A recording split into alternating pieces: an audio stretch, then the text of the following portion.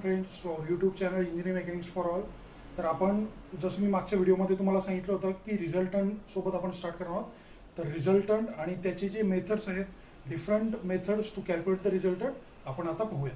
तर पहिल्यांदा आपण रिझल्टंट बघूया. रिझल्टंट म्हणजे काय असतं? रिझल्टंट म्हणजे काय? Wien there R number of forces acting on the body. जर फोर्सेस एकपेक्षा जास्त असतील, फोर्सेस दोनपेक्षा नाही एकपेक्षा जर जास्त फोर्सेस असतील, तर असा एक फोर्स आपल्याला मिळू शकतो की तो फोर्स त्या दोन फोर्सेसचा तो फोर्स ज्या दोन फोर्सेसमुळे इफेक्ट तयार होईल त्या बॉडीवरती, तो सेम इफेक्ट देतो. म्हणजे फॉर एक्झाम्पल, आता ही बॉडी तुमची, या बॉडीवर असे दोन फोर्सेस ऍक्ट होत आहेत. फॉर एक्झाम्पल हा F1 F2. तर आपल्याला एक सिंगल फोर्स मिळू शकतो जो फोर्स या दोन फोर्सेसमुळं त्या बॉडीवरती इफेक्ट करतोय.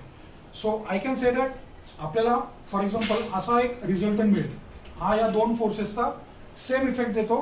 So we can say that की the force which produce the same effect as that of the number of forces acting on the body, that force is called as a resultant.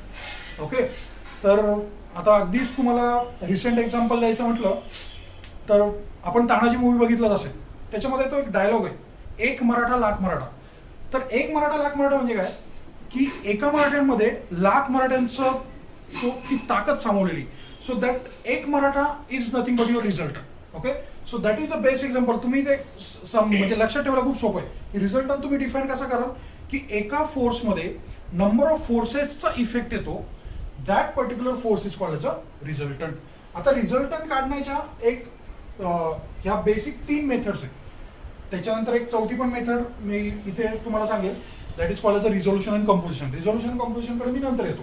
पहिल्यांदा हे मी तुम्हाला पहिल्या 3 basic method मी तुम्हाला समजून सांगतो. तर त्याच्यातले ह्या जे मेथड आहेत याला आपण बेसिकली वेक्टर लॉज म्हणतो. तर हे असं नाही आहे की ते फक्त रिझल्ट हा फक्त फोर्सचाच रिझल्टंट काढण्याकरता हे लॉज ॲप्लिकेबल आहे. जिथे जिथे वेक्टर ॲपियर होतो, फॉर एक्झाम्पल वेक्टर कुठलं आहे तुमचं डिस्प्लेसमेंट तुमचे वेक्टर आहे, तुमचं व्हेलोसिटी तुमची वेक्टर आहे, त्याच्यानंतर तुमचं ॲक्सेलरेशन तुमचं वेक्टर आहे. ह्या वेक्टर क्वांटिटीजचा रिझल्टंट काढण्यासाठी सुद्धा हे लॉज ॲप्लिकेबल होऊ शकतात. तर आपण इथे फक्त फोर्सेस बद्दल बोलतोय म्हणून मी आता तुम्हाला इथे फक्त फोर्स पॉईंट ऑफ व्ह्यूनं हे तुम्हाला लॉस मी समजवतो. आता सगळ्यात पहिल्यांदा आपण घेऊ ट्रायंगल लॉ. तर ट्रायंगल लॉ काय, आता फक्त समजून घ्या तुम्हाला, कारण की MPSC मध्ये कोणी थेअरी क्वेश्चन्स विचारणार नाही आहेत. मी जस्ट तुम्हाला एक ओव्हरव्ह्यू देतो याचा. त्याच्यानंतर याच्या बेसिसवरती आपण प्रॉब्लेम घेणारच आहोत. So don't worry about that. तर आपण पहिल्यांदा फक्त मी तुम्हाला एक समजून सांगतो, नंतर one by one briefly whenever we will take the problem I will discuss it very thoroughly. तर ट्रायंगल लॉ. तर ट्रायंगल लॉ काय, फॉर एक्झाम्पल हा तुमचा एक वेक्टर आहे. इथे मी आता डायरेक्टली फोर्स बद्दल बोलतो. For example this your force F1, त्याच्यानंतर दिस युअर फोर्स F2. हे एका बॉडीवरती ऍक्ट होत आहे. F1 आणि F2 एका बॉडीवरती ऍक्ट होत आहे. ते कसे जातात पहा. F1 and F2 they are going in order, म्हणजे ते एक ऑर्डर फॉलो करतात. असं होत नाही की तुमचा F1 इकडे गेला आणि F2 इथे लागतोय. सो याला आपण म्हणू शकतो की अपोजिट ऑर्डर. पण ही अपोजिट ऑर्डर नाही, ही सेम ऑर्डर झाली. F1 F2 they are going in same order.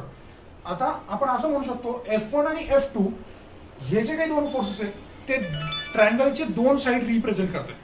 So when the force acting on the body, when two forces, this is very important. मी तुम्हाला सांगायचं राहिलं इथे की हा जो ट्रायंगल लॉ आहे तो फक्त दोन फोर्सेसचाच रिझल्टंट काढण्यासाठी उपयोगाचा आहे. त्याचं ते लिमिटेशन किंवा त्याचं ते डिसएडव्हान्टेज आपण म्हणू शकतो की 3 फोर्सेस ज्यावेळेस पिक्चरमध्ये येतात त्यावेळेस ट्रायंगल लॉ तुमचा व्हॅलिड होत नाही. त्याला तुम्हाला 2 फोर्सेसला स्प्लिट करून मग त्याच्या दोनदा तुम्हाला तो करायची ट्रायंगल लॉ लावा लागेल. तर इथे म्हणजे त्याचं एक लिमिटेशन असं होऊ शकतं की हा फक्त 2 आणि 2 फोर्सेसलाच ऍप्लिकेबल आहे. 2 आणि 2 फोर्सेसच्याच रिझल्टंट काढायला हा ऍप्लिकेबल आहे. ओके. तर आपण F1 आणि F2 बद्दल बोलतोय. Whenever the two forces are acting on the body are represented by the two adjacent sides of the triangle taken in order. हे खूप जास्त महत्वाचं आहे की F1 जसा चाललाय तसाच त्याच डिरेक्शनला F2 चाललाय. Then the closing side of the triangle. आता क्लोजिंग साइड कुठली त्याची, ही त्याची closing side.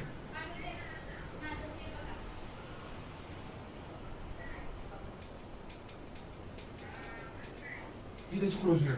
Then closing side of the triangle represent the resultant of the triangle taken in opposite order. हे खूप जास्त महत्वाचं आहे. F1 आणि F2 जसं चाललाय तसा रिझल्टंटची डिरेक्शन जात नाहीये, ती त्याच्या अपोजिट चालली आहे.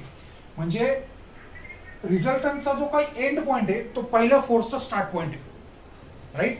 हा पहिल्या फोर्सचा स्टार्ट पॉइंटला रिझल्टंटचा पॉइंट एंड होते.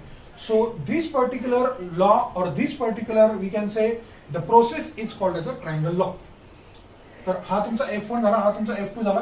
So when the two sides of the when two forces are represent the two adjacent sides of the triangle taken in order, then their closing side is called as a resultant of the those two forces taken in opposite order. हा तुमचा triangle law आहे. Okay, तर एवढं लक्षात घ्या. आता त्यानंतर आपण लॉ ऑफ पॅलोग्राम पाहूया. याचं डेरिव्हेशन वगैरे लक्षात ठेवण्याची काहीच आवश्यकता नाहीये. As far as MPSC prelim is concern, फक्त तुमचा कन्सेप्ट लक्षात राहिला, तुम्हाला प्रॉब्लेम सॉल्व्ह करता येईल, that is sufficient. No one will ask you the derivation part of this particular triangle laws or any laws out of this. So we will have directly application in our examination. So don't worry about sir हे कशा पद्धतीने येतं, कसं येतं. Whenever we will take the problem I will go through that. Okay, so we will go to the next, that is law of पॅलोग्राम.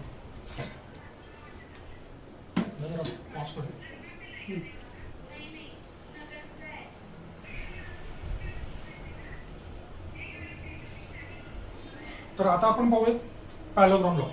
आता पॅलोग्राम law काय, याचं हा it is same like a law of triangle. काही दोन लॉजमध्ये काही फारसा फरक नाही आहे.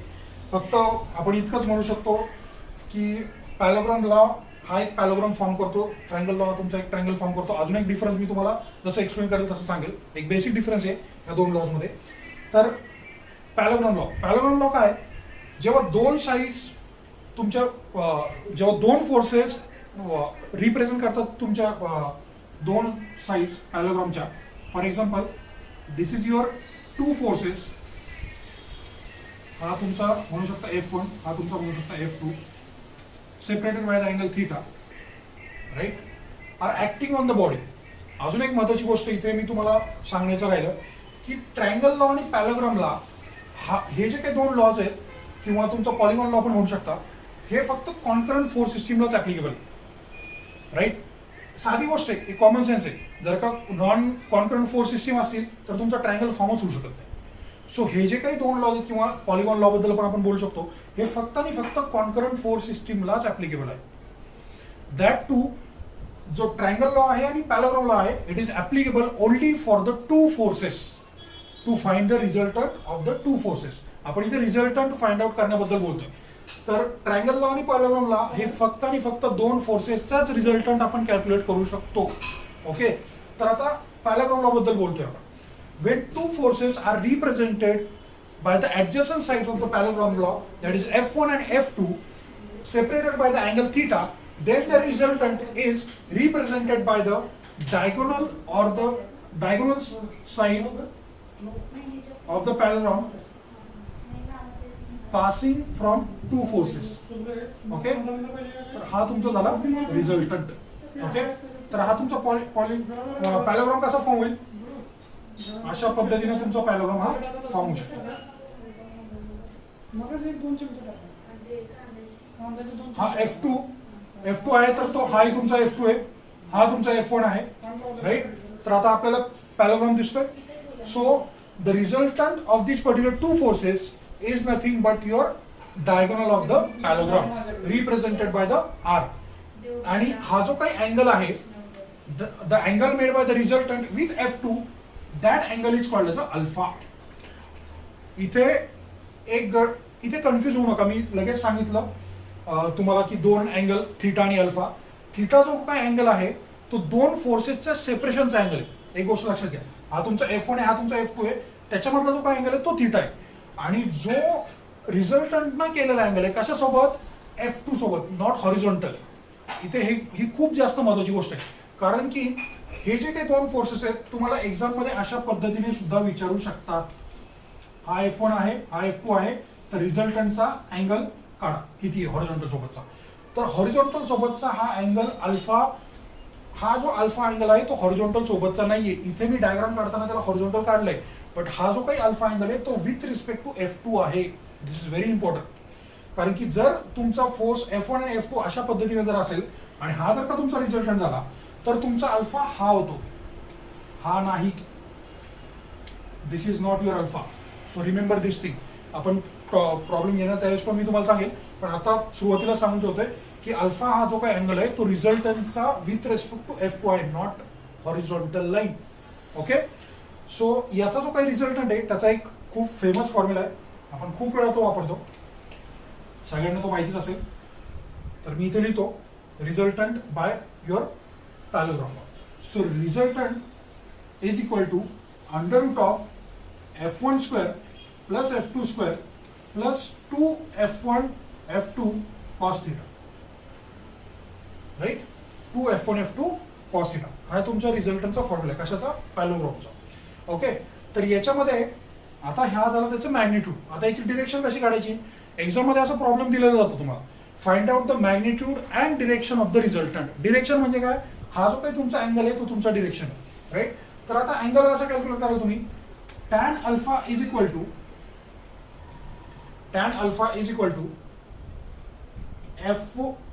F1 sin theta. इथे थीटा घेतोय मी, please remember I am taking theta not alpha. F1 sin theta divide by F1 plus F2. Just a second.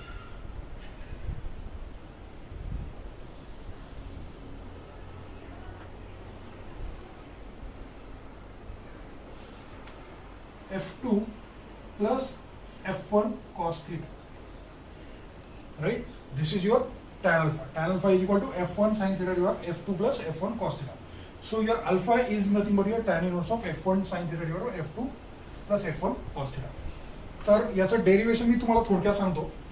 हा फॉर्म्युला बेसिकली कसा आला? हे इथे हा जो पॅराग्राम झाला त्याला मी अशी एक जर का परपेंडिक्युलर टाकला या F1 ला एक्सटेंड करू, F2 ला एक्सटेंड करू, ही झाला तुमचा परपेंडिक्युलर लाईन. राईट. हा F1 आहे म्हणजे तुमचा हाही F1 झाला. मगाशीच मी इथे लिहिलंय ही तुमची एक्सटेंडेड लाईन झाली.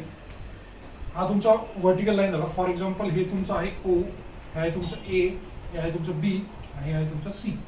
राईट. आता हा थीटा आहे म्हटल्यावरती हाही theta, they are parallel lines. Correct. So हा थीटा म्हटल्यावर जर का हा थीटा असेल आणि हा तुमचा F1 असेल तर ट्रिग्नोमेट्री जर आपण अप्लाय केली तर हे तुमचं काय होईल? हा होईल तुमचा F1 sin थीटा. AB काय होईल तुमचा? F1 cos theta. राईट. हा झाला तुमचा F1 sin थीटा, हा झाला तुमचा F1 cos थीटा. नाव आता हा टॅन अल्फा. टॅन अल्फा मी कुठला ट्रायंगल घेतोय? पूर्ण भाग. हा पूर्ण ट्रायंगल कन्सिडर करतो मी. OCB हा कम्प्लीट ट्रायंगल मी कन्सिडर करतोय म्हणजे तुमचा अल्फा अपियर होईल. मग tan alpha is equal to opposite upon adjacent. आता अपोजिट काय तुमचा F1 sin theta. Right. F1 sin theta. Adjacent काय तुमचा F2 plus F1 cos theta. इथे लिहिलं बघा F2 plus F1 cos theta. Right. So this is how we can calculate the magnitude of the resultant आणि तुमचं direction. अशा पद्धतीने आपण मॅग्निट्यूड आणि रिझल्टंट आपण कॅल्क्युलेट करू शकतो. सॉरी, मॅग्निट्यूड आणि डायरेक्शन आपण कॅल्क्युलेट करू शकतो. तर याच्यामध्ये खूप सारी ट्विस्टिंग आपण करू शकतो. त्या ह्या दोन फोर्सेसला मी कुठल्याही डिरेक्शनला टिल्ट करून मी पॅरागॉन लॉ अप्लाय करू शकतो. तर there are many cases the problem can be arise and we can solve it by the law of parallelogram. तर याचं मी लिमिटेशन तुम्हाला दोन बेसिक लिमिटेशन सांगितले. पहिलं लिमिटेशन आहे की ते तुम्हाला फक्त कॉन्करंट फोर्स सिस्टमलाच ऍप्लिकेबल आहे ते लॉ. दुसरं लिमिटेशन असं आहे की हे दोन फोर्सेसलाच ऍट अ टाइम अप्लाय करू शकतात. For example there are 4 forces acting on the body. तर मी त्याला असं करू शकतो, दोन फोर्सेसचा मी रिझल्टंट पहिल्यांदा कॅल्क्युलेट करेन आणि सगळ्याचा शेवटी एक रिझल्टंट कॅल्क्युलेट करू शकतो. अशा पद्धतीने करू शकतो. तर ह्या दोन लॉचं हे बेसिक तुमचं लिमिटेशन आहे. तर थर्ड जो तुमचा लॉ आहे जो वेक्टर लॉजमध्ये जनरली आपण मेकॅनिक्समध्ये वापरतो तो पॉलिगॉन लॉ आहे. तर पॉलिगॉन लॉ हा बेसिकली ऍप्लिकेशनमध्ये आपण फारसा वापरत नाही. हे तुम्हाला फक्त मी एक याचं एक इंट्रोडक्टरी पार्ट सांगतो. पॉलिगॉन लॉ काय? तर पॉलिगॉन लॉ काय? whenever your body is under the action of more than 2 forces which are concurrent. Okay. Polygon law काय तुमचा की जेव्हा तुमची बॉडी दोनपेक्षा जास्त फोर्सने ऍक्ट होते, दोनपेक्षा जास्त फोर्स तुमच्या बॉडीवरती ऍक्ट होत आहेत आणि ते कुठले आहेत कॉन्करंट फोर्सेस आहेत, तर त्या केसमध्ये तुम्हाला पॉलिगॉन लॉ अप्लाय करायचा आहे. तर हे जे काही दोन लिमिटेशन आहे, याचे काही लिमिटेशन आहे, दुसरं लिमिटेशन जे फक्त दोन फोर्सेसच ऍप्लिकेबल होतात ह्या दोन लॉचं, ते पॉलिगॉन लॉनं ओव्हरकम केलेलं आहे. करेक्ट. तर फॉर एक्झाम्पल मी इथेच तुम्हाला काढून देतो साईडला, ही तुमची अशी बॉडी आहे, मग अशी काढल्याप्रमाणे हा एक फोर्स ऍक्ट होतोय, हा एक फोर्स ऍक्ट होतोय, असा एक फोर्स ऍक्ट होतोय, खाली एक फोर्स ऍक्ट होतोय. हा तुमचा F1 आहे, हा तुमचा F2 आहे, हा तुमचा F3 आहे, हा तुमचा F4 आहे. करेक्ट. तर आता पॉलिगॉन लॉ कसा अप्लिकेबल करायचा to find out the result. Simple आहे. ह्या पॉलिगॉन लॉसाठी स्पेशली आपण ग्राफिकल मेथड यूज करतो. ग्राफिकल मेथडमध्ये काय करतो आपण, F1 ला F1 पॅरलल काढतो, याला काहीतरी स्केल आपण डिसाईड करतो. ग्राफिकल मेथड आपण थर्ड इयरला असताना जनरली याच्यामध्ये घेतली, ट्रसेसचे जे काही आपण चॅप्टर डिस्कस केले त्याच्यामध्ये आपण ग्राफिकल मेथड घेतलेली. तर F1 ला F1 मी पॅरलल काढला, याला एक स्केल डिसाईड केली आणि स्केलनुसार जे काही मॅग्नेट असेल तेवढी लेंथ मी इथे ड्रॉ केली. F1 F2 ला F2 पॅरलल काढला, याची लेंथ किती, जेवढं त्याचं मॅग्निट्यूड असेल त्या मॅग्निट्यूडला मी स्केलमध्ये कन्वर्ट करेल आणि इथे मी ड्रॉ करेल. F1 F2 मी ड्रॉ केला. F3 हा F3 असेल, F4 हा झाला तुमचा F4. सेम मॅग्निट्यूडला मी स्केलमध्ये कन्वर्ट केलं आणि तशी मी लाईन ड्रॉ केली. आता हे काय झालं, तुमचा नंबर ऑफ फोर्सेस झाले F1 F2 F3 F4, total 4 forces झाले. तर अशा केसमध्ये हे दोन लॉज व्हॅलिड होत नाहीत किंवा त्यांना आपण कॅल्क्युलेट करू शकत नाही. तर तुमचा पॉलिगॉन लॉ काय सांगतो, when there are more than 2 forces are active on the body which are concurrent taken in order. इथे पण तुम्ही पहा, हे जे काही फोर्सेस आहेत F1 F2 F3 F4 हे मी एका ऑर्डरमध्ये घेतोय. त्याच्यानंतर त्या पर्टिक्युलर जी काही तुमची डायग्राम तयार होईल त्याची जी काही क्लोजिंग साईड असते ती क्लोजिंग साईड त्या पॉलिगॉनचा तुमचा रिझल्टंट असतो. So when more than 2 forces are acting on the body which are taken in order, then the resultant is then the closing side is represented by the resultant taken in opposite order. That is your law of polygon or polygon law of forces. तर हा basically तुम्ही generally graphical मेथडने use करता. हे फक्त introduction साठी तुम्हाला सांगितलं. Basically जे काही प्रॉब्लेम्स येतात ते तुमचे ट्रायंगल लॉ आणि पॅरलल लॉ वरतीच येतात. ओके, तर आपण इथे थांबूया. याच्यानंतर आपण रिझोल्युशन अँड कंपोजिशन पाहूया. रिझोल्युशन कंपोजिशन नंतर आपण जे काही प्रिव्हियस इयरचे प्रॉब्लेम्स आहेत त्या बेसिसवरती मी तुम्हाला हे समजवतो. ओके, सांगितले रिझल्टंट कॅल्क्युलेट करण्यासाठी. तसंच हा तुमची चौथी मेथड आहे रिझोल्युशन आणि कंपोजिशन. ओके, रिझोल्युशन आणि कंपोजिशनला सुद्धा आपण रिझल्टंट काढू शकतो. हा खूप जास्त म्हणजे खूप मोठ्या प्रमाणावरती आपण या पर्टिक्युलर मेथडचा यूज करतो इंजिनिअरिंगमध्ये सुद्धा. कारण की तुम्ही सगळं बघितलं असेल, the most of the part of the engineering in case of specially in civil engineering हे रिझोल्युशन कंपोजिशन खूप जास्त प्रमाणात आपण यूज करतो. राईट. तर हे जे काही ट्रायंगल लॉ आणि पॅरलॉग्राम लॉ आहेत बेसिकली जे जास्त प्रमाणात यूज करतात ते स्पेसिफिक प्रॉब्लेम करत आहेत. आणि ते प्रॉब्लेम आपण घेऊया की बाबा इथे ट्रायंगल लॉज ऍप्लिकेबल केलं चांगलं, इथे पॅरलॉग्राम लॉज ऍप्लिकेबल केलेलं चांगलं आहे. तर अशा पद्धतीचे काही प्रॉब्लेम्स आहेत ते आपण प्रॉब्लेम्स घेणार आहोत. ठीक आहे. तर आता रिझोल्युशन आणि कंपोजिशन. आता रिझोल्युशन काय असतं आणि कंपोजिशन काय असतं. रिझोल्युशन आणि कंपोजिशन ह्या एकमेकांच्या दोन opposite process, exactly opposite process. Resolution काय, आता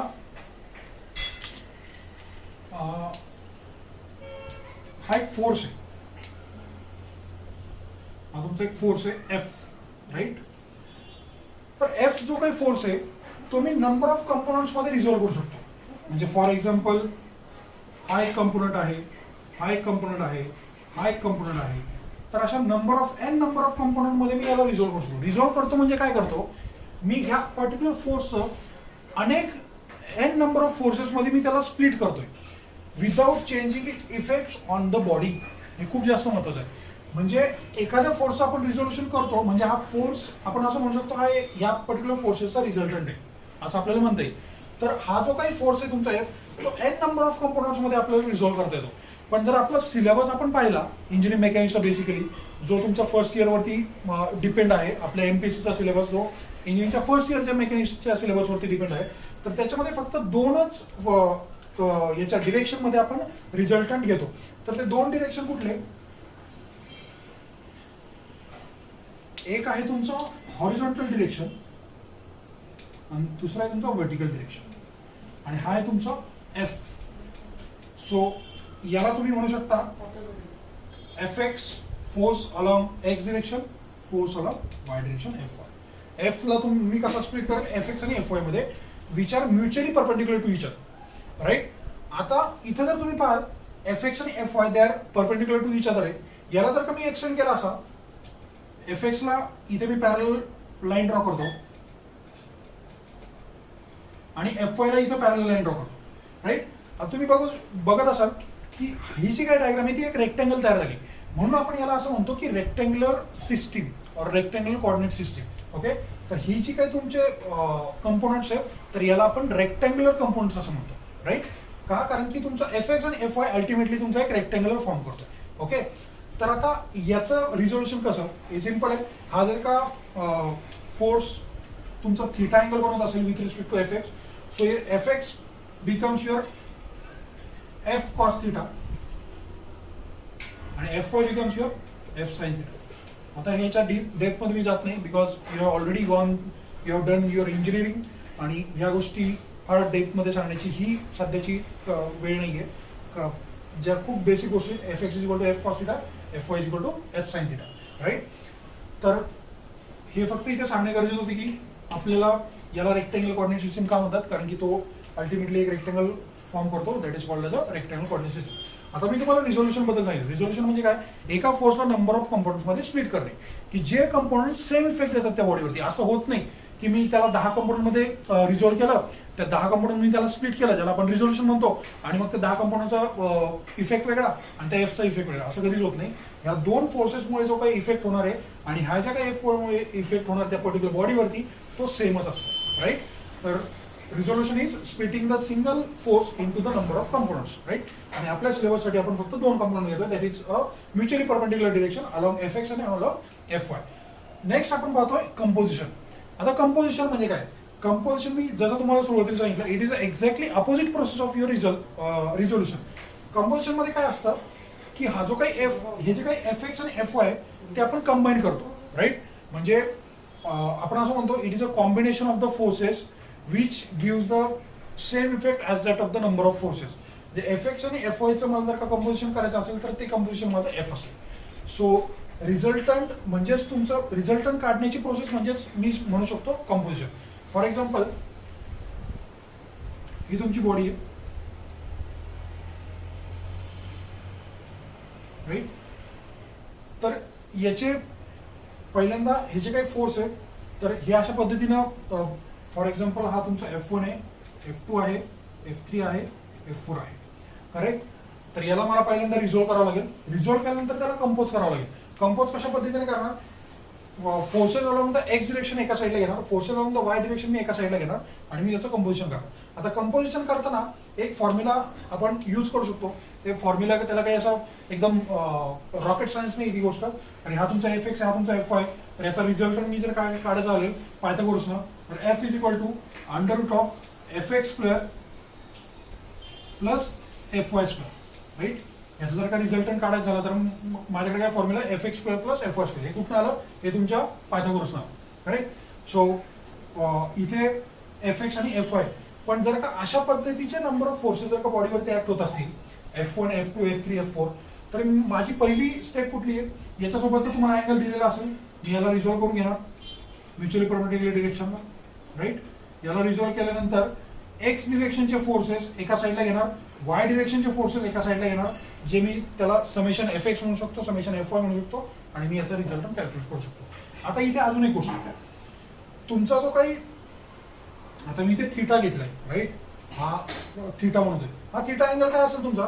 theta is equal to tan inverse of, इथे तुम्ही बघू शकता डायग्राम मध्ये, Fy डिवाइड बाय Fx. हे एका फोर्स साठी झालं. आणि जर का नंबर ऑफ फोर्सेस असतील तर theta is equal to tan inverse of summation Fy divide by summation Fx. Okay, तर अशा पद्धतीने आपण हा जो काही रिझल्टंट आहे त्या रिझल्टंटचं मॅग्निट्यूड आणि डिरेक्शन अशा पद्धतीने आपण काढू शकतो, राईट.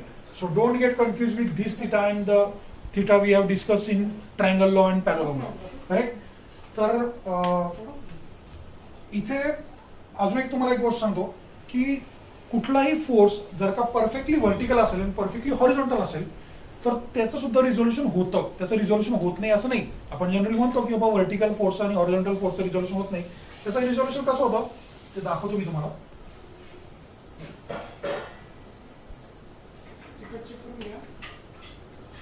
रिझोल्युशन आता फॉर एक्झाम्पल हा तुमचा एफ फोर्स आहे परफेक्टली हॉरिझॉन्टल, राईट. तर हा तुमचा हॉरिझॉन्टल सोबत किती अँगल बनवतोय? 0 अँगल किती बनवतोय? हा जो काय अँगल झाला theta is equal to 0 degree.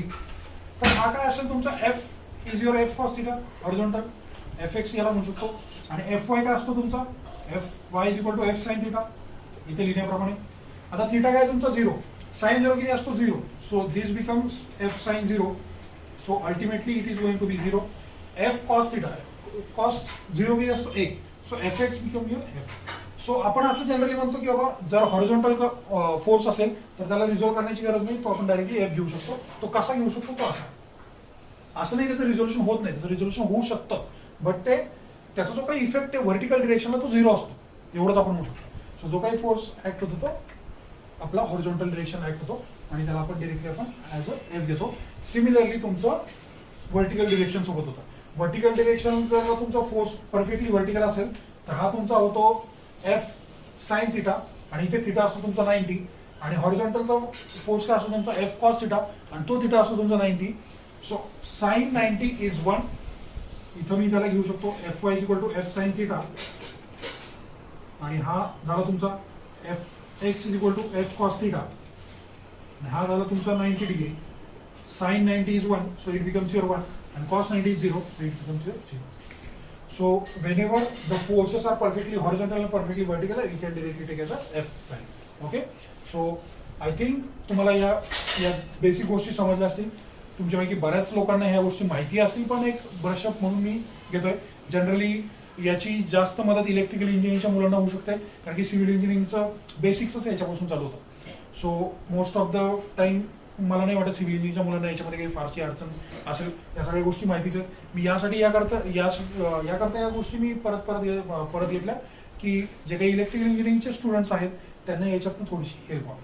Okay, तर आपण आता डायरेक्टली रिझल्टंट काढण्याचे जे काही प्रॉब्लेम्स आहेत प्रिव्हियसली जे आज क्वेश्चन्स आहेत, त्याच्यानंतर पुणे युनिव्हर्सिटीतलं बेसिकली जे काही क्वेश्चन्स विचारले गेले होते, गेटमध्ये जे काही क्वेश्चन्स विचारले गेले होते, जो काही टॉपिक मी आतापर्यंत कव्हर केला फोर्स सिस्टीमवरती बेसिकली, तर ते आपण सगळे प्रॉब्लेम पुढच्या व्हिडिओजमध्ये पाहणार. Okay, thank you. So in next video we will see moment of force, couple and numerical based on the resultant and moment. So thank you for watching our video. Please do like and subscribe to our channel.